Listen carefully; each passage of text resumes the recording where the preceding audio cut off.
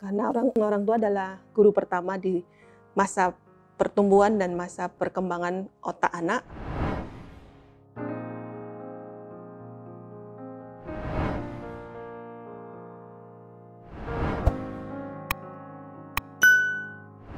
Empati adalah kemampuan memahami perasaan orang lain yang setiap individu, bahkan mulai dari bayi lahir, dia sudah memiliki rasa empati ini. Karena keterampilan empati, meskipun kita katakan itu kemampuan untuk memahami perasaan orang lain, saya juga percaya bahwa empati itu keterampilan yang mana harus dilatih.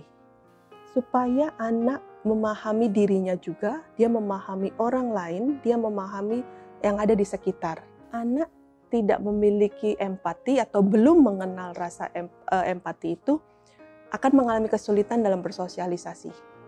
Yang mana akan merasa kesulitan ketika bertemu teman, bahkan berteman dengan yang teman biasanya pun dia akan kesulitan.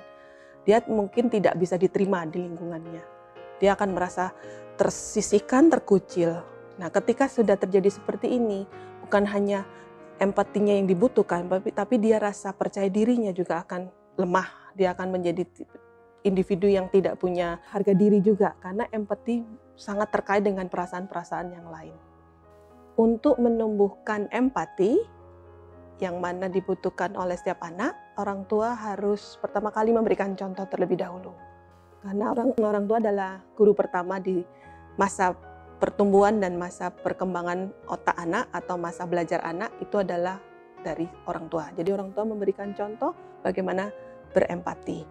Yang kedua, orang tua juga harus memberikan kalimat-kalimat. Contoh misalkan anak itu sedang sedih, orang tua akan mengatakan, "Kamu sedih ya, Dik. Mama tahu kamu sedih karena kamu lagi sakit." Mungkin anaknya lagi sakit. Nah, kata sedih itu menjadikan anak mengerti, oh perasaan ini sedih. Atau sebaliknya, ketika dia sedang marah, orang tua akan mengerti, "Mama tahu perasaan kamu, kamu sedang tidak merasakan sedang senang tapi kamu merasakan marah. Bagaimana kamu bisa merasakan marah? Mama mau tanya ya." Nah, itu contoh kalimat yang harus dilatih orang tua pada anak. Yang ketiga, orang tua juga harus konsisten. Orang tua harus mengatakan ke anak, kalau sedih begini, kalau marah begini, harus bersikap seperti apa. Lalu orang tua juga harus mengatakan ke anak, kalau kamu harus mengungkapkan dengan tepat dan dengan pas di suatu situasi dan konteksnya misalnya. Yang berikutnya, orang tua juga harus mengajak anak untuk mengenal ke dunia luar yang berbeda.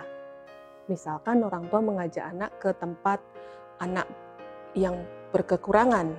Maaf, misalnya diajaklah anak itu ke yatim piatu, lalu ke tempat, misalkan tempat anak-anak jalanan, diajak untuk melihat situasi yang berbeda dari yang dia setiap hari lihat. Di sini anak-anak akan belajar. Bahkan kalau perlu, orang tua ajak ketika ke panti asuhan berinteraksi dengan anak-anak itu. Jadi anak akan merasakan perbedaan, berada di lingkungan yang baru, dia akan merasakan yang ku alami setiap hari itu tidak sama dengan anak-anak di tempat yatim piatu ini. Ketika dia bisa mengungkapkan, kok tidak sama ya Ma, kasihan ya anak itu nggak punya orang tua.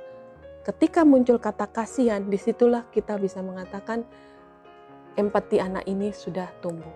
Nah, ketika orang tua melihat, iya, kita masih lebih mempunyai orang tua, kita masih lebih beruntung, tapi dia tidak punya. Tapi kita juga bisa melihat dia juga beruntung karena dia masih memiliki teman seperti kamu, seperti teman mereka. Orang tua juga harus memberikan pujian ke anak. Ketika anak bisa mengatakan tadi, kasihan ya Ma anak itu, orang tua akan memberikan pujian, ya kamu sudah menunjukkan kalau kamu mengerti ya nak, bagus sekali. Nah, bukan hanya karena bagusnya, tapi berikan alasannya kenapa anak itu bisa mengungkapkan. Jadi empati itu harus terus ditumbuh kembangkan dalam setiap kegiatan anak, setiap kalimat anak, seperti itu. Ikuti terus sosial media Tanam Benih untuk mendapatkan video-video parenting lainnya.